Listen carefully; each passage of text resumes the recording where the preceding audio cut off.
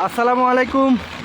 লক্ষ্মীপুর নোয়াখালীর প্রধান সড়ক যে রোড ধরে ঢাকা, ফেনী এবং মাইজদি সহ বিভিন্ন গুরুত্বপূর্ণ জায়গায় লক্ষ্মীপুরবাসী চলাচল করে, সেই রোডটা আজকে প্রায় পানির নিচে তলিয়ে গেছে।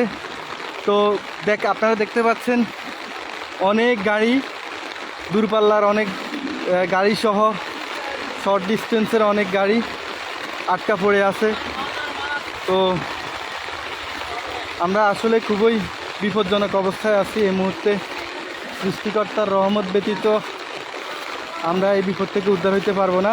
তাছাড়া যেভাবে মুষলধারে বৃষ্টি হচ্ছে, এক্ষেত্রে সবাইকে যার যার অবস্থান থেকে এগিয়ে আসতে হবে। স্বেচ্ছাসেবী ভাইদের দৃষ্টি আকর্ষণ করছি, এখানে অনেক ঘরবাড়ি পানির তলায় ডুবে গেছে। তো আসলে কি বলবো, বুঝে উঠতে পারতেছি না।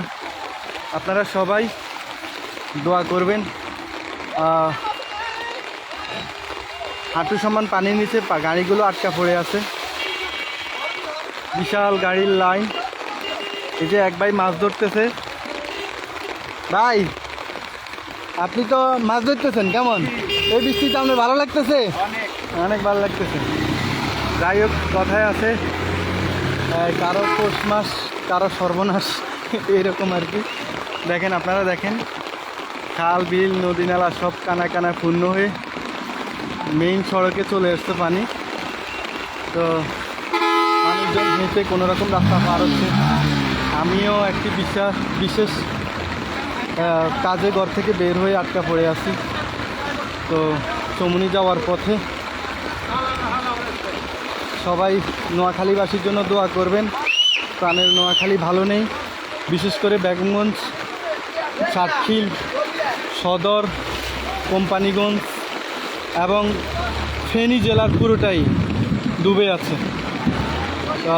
গতকাল রাতে ফেনীতে ইন্ডিয়া থেকে আগত পানি ফেনীবাসীর ঘর বাড়ি সহ সব কিছু প্লাবিত করতেছে। তো আমাদের সবাইকে ব্যাপারে সজাগ থাকতে হবে। আমরা আসলে ভালো নেই। দেখেন, একটি গাড়ি আটকা পড়ে আছে, রাস্তায় সে চলতেও পারতেছে না।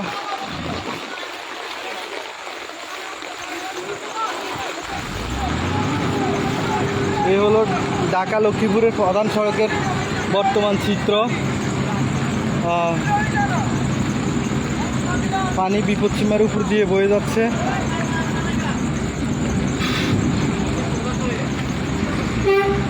বিশাল যানবাহনের লম্বা লাইন।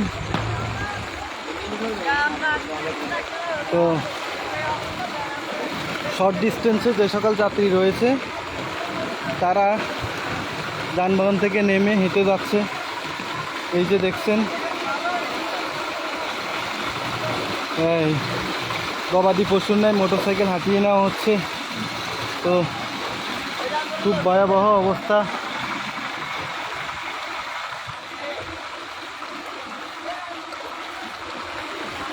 নোয়াখালীর এমন চিত্র সত্যি দুঃখজনক।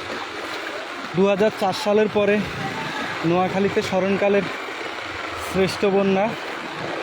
তো দেশের যে সকল জায়গায় বন্যা হচ্ছে না, ওই সকল জায়গায় যারা স্বেচ্ছাসেবী এবং সেলিব্রিটি রয়েছে তারা নোয়াখালীকে বাঁচানোর জন্য এগিয়ে আসতে পারেন। এবং স্বেচ্ছাসেবী সংগঠনগুলো নোয়াখালীর বুকে যারা আছে তারা আসতে পারে। সবাই আমাদের জন্য দোয়া করবেন। আসসালামু আলাইকুম।